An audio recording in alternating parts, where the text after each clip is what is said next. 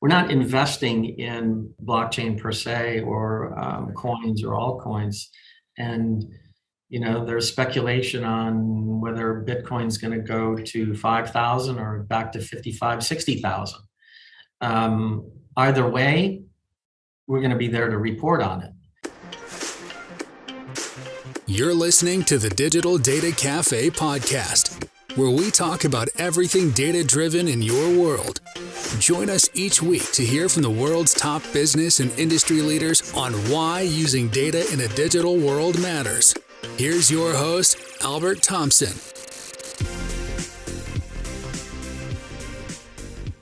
Good afternoon. Another episode of Digital Data Cafe. I'm Albert Thompson, CEO and founder of Driven IQ.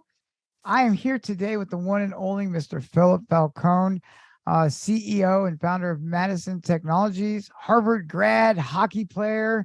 Now he's investing in building a blockchain television network. Philip, thank you so much for joining. How are you today? I'm good. Thanks for having me. Oh, you're very, very, very welcome. So super excited to really talk about what you guys are doing. And I hear you guys are doing some great things with raising some money, building your business. And, for those that really don't know a lot about what's going on with blockchain and crypto, hopefully this is a good opportunity today for those to learn about it, learn about your business. So for those listening, tell us a little bit about yourself. How did you go from Harvard and hockey to blockchain and crypto? Yeah, sure. Well, I actually grew up in northern Minnesota, a small town near the Canadian border, youngest of 9. And when you're in northern Minnesota, you pretty much almost are nearly born with ice skates on. So that's what I did my days up there. I ended up going to Harvard, played there, and I played a little bit in Sweden after, and then ended up coming back to the States and went to Wall Street back in the late 80s and have been investing ever since. That's incredible. That's amazing because not many people have the opportunity to really, obviously go to an Ivy League school like Harvard and then, get taken to Sweden. And obviously you came back and you got into Wall Street. So tell us a little bit about that time. How did you, get into Wall Street? And I know you did some work during the financial crisis. So tell us a little bit about that. Yeah, I started my career at Kidder Peabody trading junk bonds. So I was on the junk bond desk and really focused a lot on the distressed marketplace and kind of stuck with that over the years. I left Wall Street in 1991, did a small LBO and actually failed. So learned a lot during that period. And came back to Wall Street for a few years and started a hedge fund in 2001 with $25 million. I got backed by a family out of Birmingham, Alabama. And we grew it to about 26 billion. We peaked in 2008. A lot of that was the success we had in subprime, where we were short the marketplace during that period and made almost $11 billion for our investor base. So it was a pretty exciting experience. And I then, after the crisis, started focusing on permanent capital vehicles because that's the way I like to invest. I typically go all in when I invest. It's not for the faint of heart, but that's just, I think, the way I like to do things. And if you look at some of the investments that I've made in my career, that's where I've been the most successful. But I started focusing on permanent capital vehicles, and I ultimately took control of this company, Madison Technologies. Right. And started out buying television stations, and then had been doing a lot of work in crypto and on the network side, and just realized that there was a major vacuum. So I jumped on the opportunity and kind of pivoted. And now I'm focused on building out a television network in the blockchain space. That's absolutely incredible. And I couldn't agree with you more, especially with the opportunity that you've had. And by the way, congratulations. Not only on the successes, but the failures, right? I mean, I think it's important that we mention that, every single failure, right, is just one step closer to the win. And we all learn from failing fast and getting back up on our feet. But one of the things that's exciting, and we're going to share this when we post it out there, but you made $11 billion doing this stuff. And so, I think those listening really should take heed into what you see in the future. And right now you're seeing that in blockchain, right? Yeah, I mean, this is an industry that's in its infancy, and I don't even know if it's the top of the first inning yet, but Great. it's there. It's there to stay. Blockchain technology is here to stay. You've got a lot of volatility in the marketplace in the cryptocurrency area, but we're focused on all things blockchain. We're focused on Web3, NFT, the metaverse. And of course, delivering news and information and education to the masses. That's what our objective is, and I think especially now, it's really needed because of the volatility. There's no real one community or one place to go to. People are getting their information out of from Twitter. Yeah. You don't know where these guys are coming up with the information, if they're talking their own book. But people are making decisions on what they're hearing on Twitter, and I quite frankly don't think that's appropriate. So we saw that vacuum, we saw that opportunity, and kind of jumped on it. Yeah, and I think it's important to talk about this, right? And one of the things that you and I talked about before coming on the show, and would like you to elaborate a little bit more on it, is so I think there's a confluence, right, of the lack of education of what is blockchain, right? There's people who really haven't understood, exactly what that means and how it relates to them in their private day-to-day lives. And then obviously we hear the stuff about FTX and Sam Bankman-Fried, and we hear about, the scams that are running in crypto. But I think part of this all stems from not having a standardized educational format that people can rely upon. And that's what you're solving right here with this blockchain TV network, right? Yeah, I mean, I think, anytime you have an industry starting out like this, or, I mean, you look at what's happened in Wall Street over the years with like the Bernie Madoffs of the world. I mean, stuff happens, it just is what it is. I think I would suspect some regulation. You will see some regulation. And quite frankly, I think that will be good for the marketplace. Yep. I think once you see some regulation, it's almost the government is embracing the concept. And I think then you will see more and more and more people getting involved. But blockchain is really, without going into too much detail, it's a distributed ledger system where you're really eliminating the intermediaries in transactions.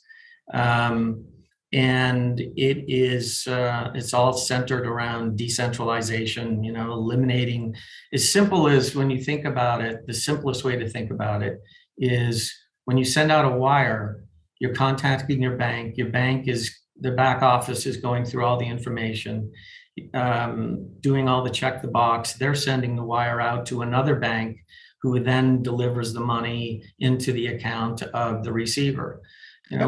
With blockchain, you essentially can eliminate a lot of that. And when you think of, from a basic perspective, international trade, all the capital tied up for days on end, while banks try to figure out, where it should be going, who, is it legitimate? There can be instantaneous transactions, really loosening up that capital that's tied up in not only international trade, but just the simple day-to-day wiring system. I mean, that's only one application. There's massive applications, massive number of applications that you're going to see utilizing blockchain. And what we're doing is not only delivering the news information, but also education, entertainment. You think of what we are, and what I like to tell people is we are Bloomberg TV meets MTV meets Barstool Sports. It's news, information, education, entertainment. But there's nothing like it in the marketplace. And I think there is an absolute need for it. When it's snowing outside, you turn on the Weather Channel. When there's volatility in the marketplace and stocks, you turn on Bloomberg TV.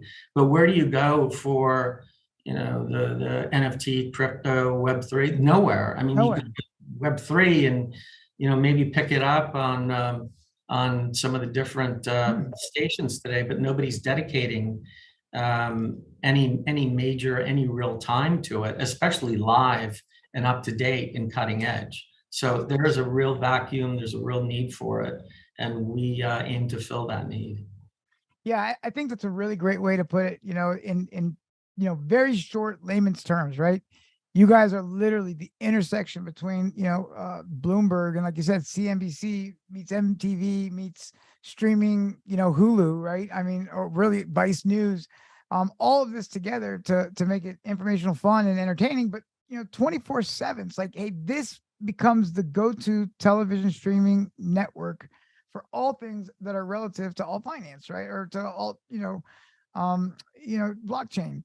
Well, So yeah, well, I mean, when you think about it, the crypto market doesn't sleep. no, It's that's not like the New York Stock Exchange that closes at 4 o'clock and you can't do anything. I mean, it is 24/7, and it's not only domestic, it's global. So we think about this as a real global opportunity. This is not just the US.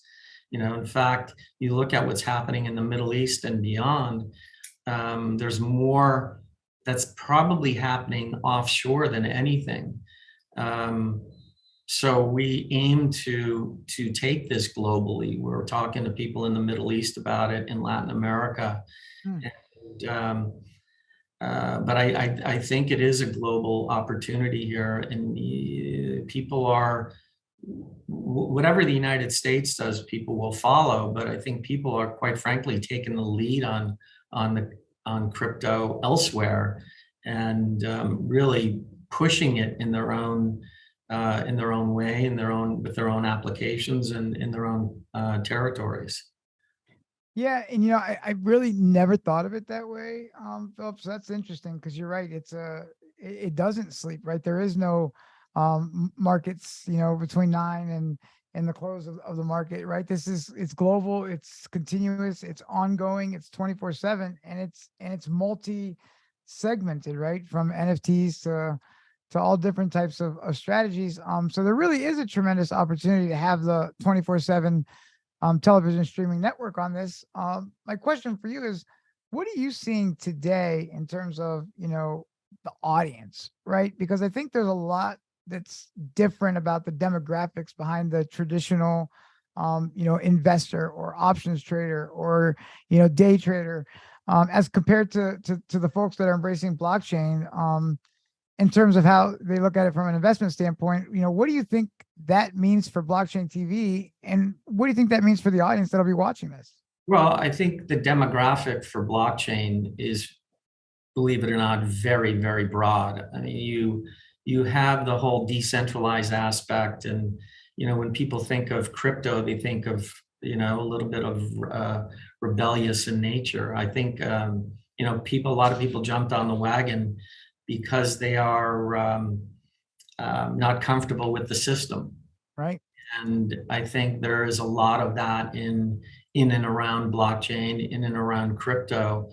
But that's the whole concept around it. You eliminate the intermediary, the bigger institutions, and even go peer to peer, kind of person to person.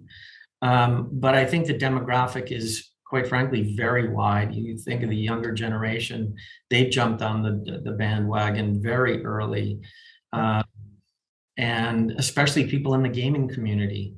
Yeah.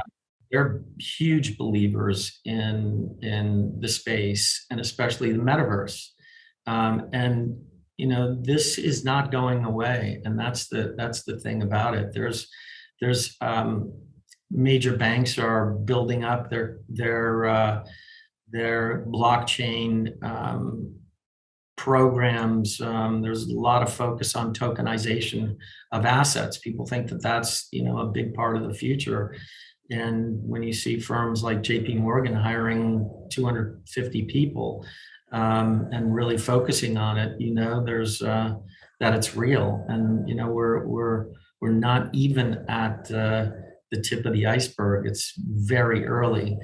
on in the entire industry and with all the applications. But I think, there's also a lot of education that's needed, and that's what Yep. we expect to bring, without a doubt. There's things are changing and moving so fast, and it is complicated.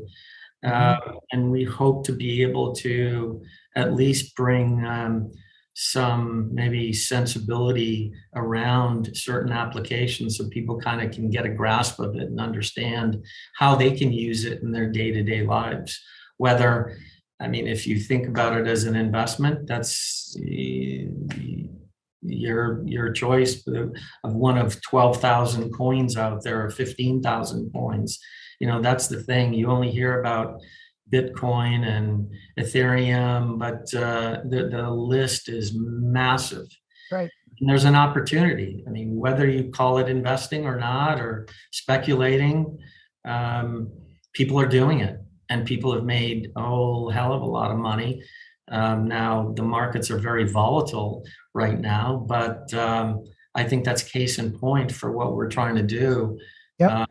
To educate people on what's happening in the market, and at least bring some insight into it, hopefully at the same time, and some clarity and transparency. Yeah, absolutely. And I think this is where it gets really interesting. And why I was really excited about doing this podcast with you, right? Is because here we are at this very interesting intersection, right? Of investing, right? And then also crypto, which is kind of almost synonymous with like you said, investing in, altcoins and things like this. But here's the situation, right? What we're talking about today, so let's just get to the main point, is Blockchain TV is doing a Reg D, right? Which is a equity crowdfunding for accredited investors. And this is an opportunity to really bet on the blockchain, but bet in it in a different way, right? Correct. And that's where it's so unique, right? This is an opportunity to get in the game, but in a stable way, in a stable environment. And I think that that's kind of what I find the most appealing about this, from my standpoint, looking inward. But what are your thoughts on that? And can you tell us a little bit about the Reg D, what it means, and what you're trying to accomplish? Yeah, I think you're 100% right. We're not putting our capital, we're not investing in blockchain per se, or coins or altcoins. And there's speculation on whether Bitcoin's going to go to 5,000 or back to 55, 60,000. Either way, we're going to be there to report on it. There you go. I think that's the key part. Yeah. It is a way of participating in the growth of blockchain without taking the risk of the volatility. And quite frankly, the more volatility, the better for us. That's right. That's right. Yep. More to talk about, and more information to deliver. Yeah. But the Reg D is, we're doing it out of their public vehicle. We're looking to raise capital, as you mentioned. We have, I think the unique thing about it is we're going to be producing our own content. We have acquired a small production company out of LA that's going to be doing some of the entertainment around developing the various shows, entertainment shows, whether it's a game show or whether it's one of the series Woke Up Rich or Crypto Crime Files. And, of course, that costs money.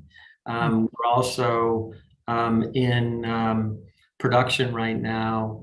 We launched our first show called The Daily Drop, and that was launched in Canada in a test market in Canada, and it's done very well. And that's being it's hosted by our anchor, Bobby Del Rio, but it's on the News Forum Network up in Canada.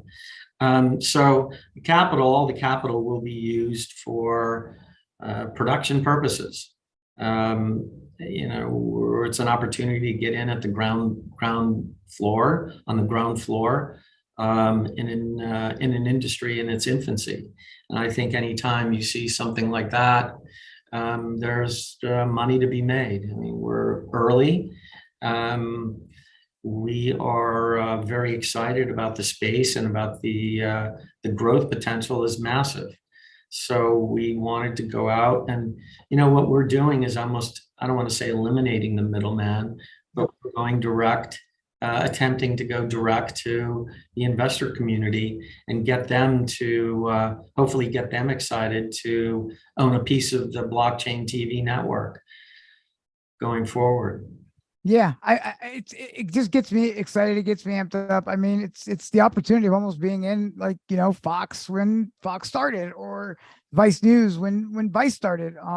Yeah, and you think about the shows like Woke Up Rich, right? To me, that's like, you're going to appeal to the wide range of people out there that are going to get excited about it, right? Because there's things to learn about crypto and blockchain that they don't know. And it's exciting, right? I mean, people want to get excited about the potential of, man, maybe I can get in and wake up rich and go buy the Ferrari and the Lamborghini and make $11 billion.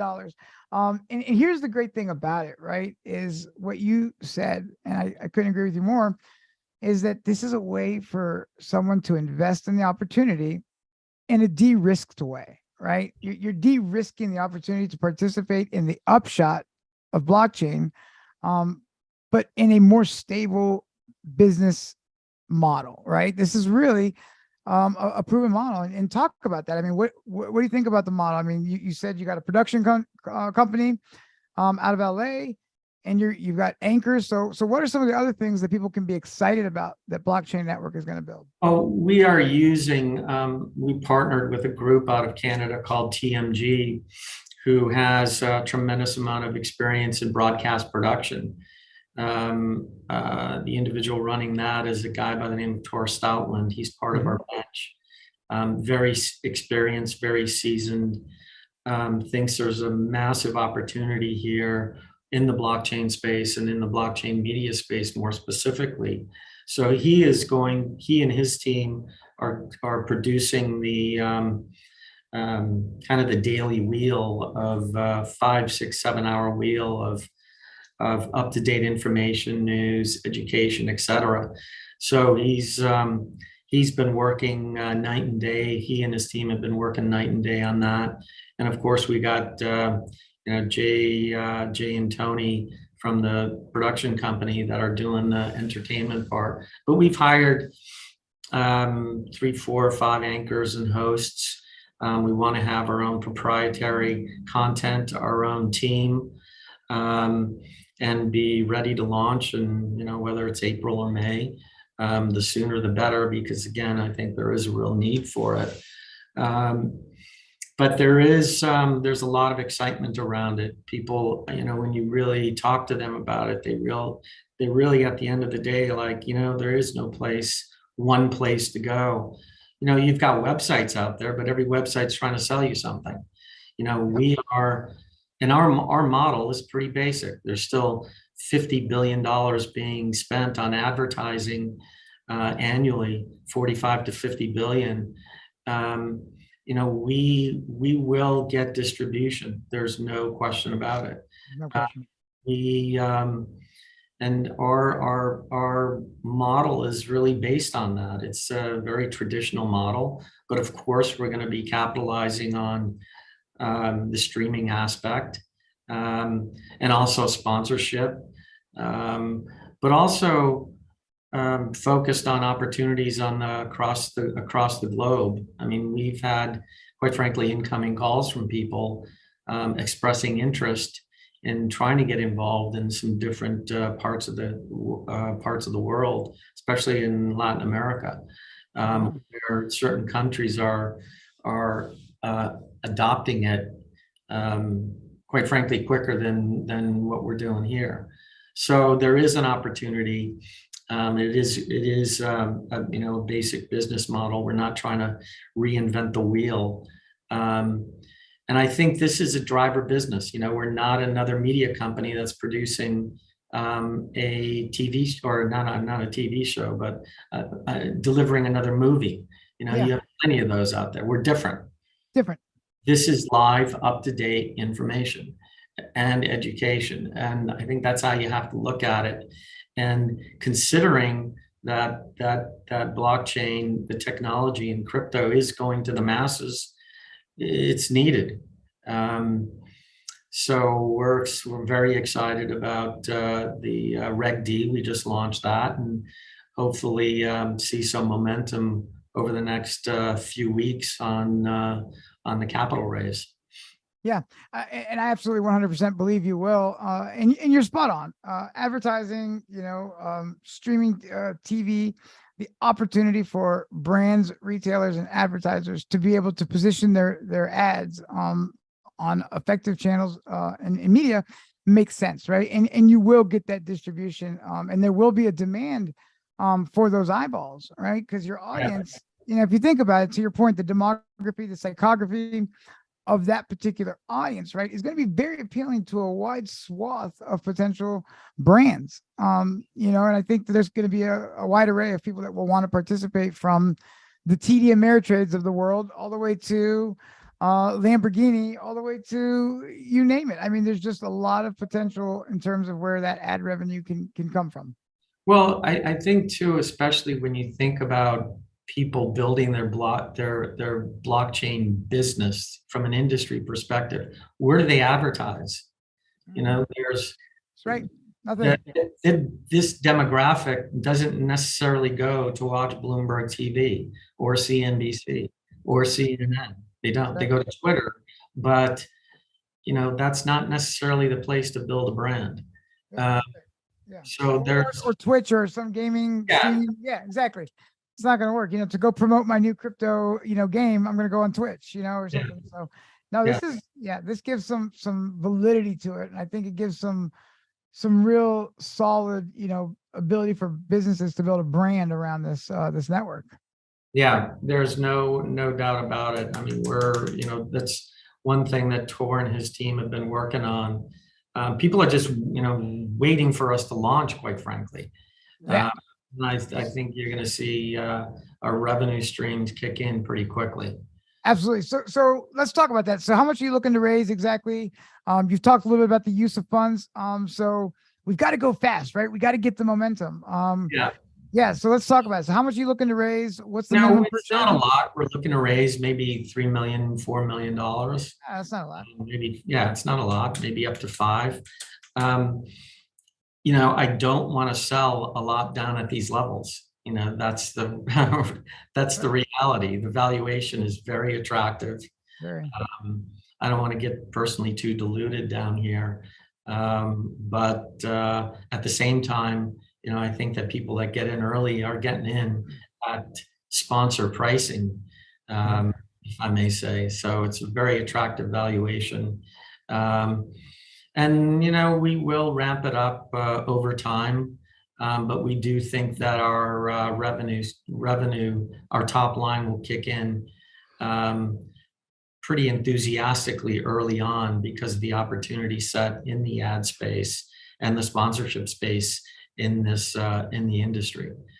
So it's $3, $4, $5 million down at kind of sponsor pricing, which is very attractive, quite frankly.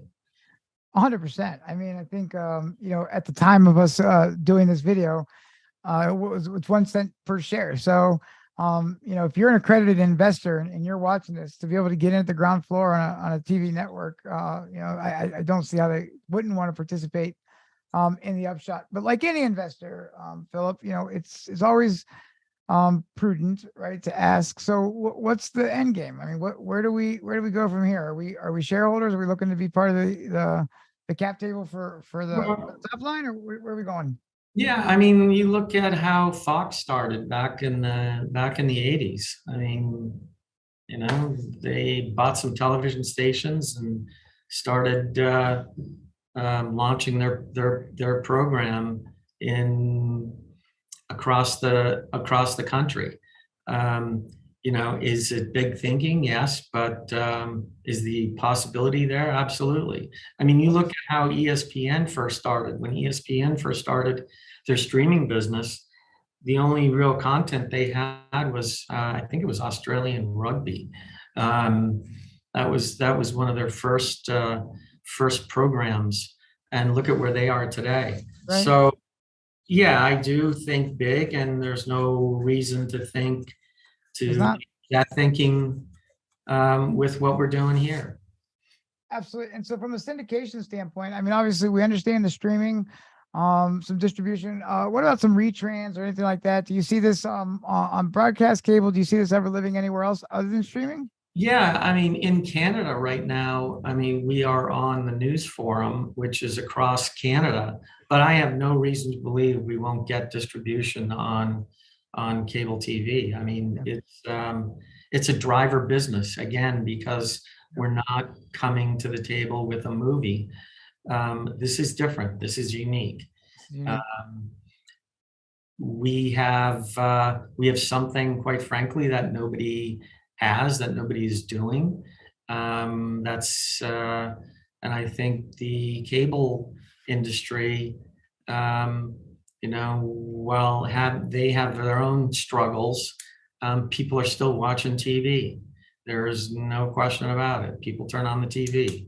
But we're going to not only think about or focus on television, but it's on demand, it's streaming. We're going to have our app, hopefully get on the alternatives like Apple TV and Roku and Hulu and the like. So we're attacking it from all angles in an attempt to make sure we're crossing all the T's and dotting all the I's from a distribution perspective. That's fantastic. Well, Philip, I couldn't thank you enough. I think this is a great opportunity for us to segue. So if I'm interested in investing and I'm ready to do this and I want to get on board, what's the next steps for me? How do I go about, taking advantage of the opportunity and engaging? Yeah, well, we have our landing page called investinblockchain.tv. That is the place where you need to go. Again, it's investinblockchain.tv. And that will take you to the Reg D platform where you can subscribe and buy shares of Madison Technologies, which is the owner of Blockchain TV. So you heard it here first here, folks. Invest in blockchain.tv.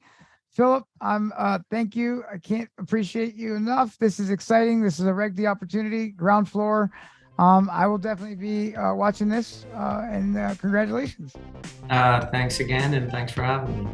Thank you. Appreciate you, and best of luck. Thanks.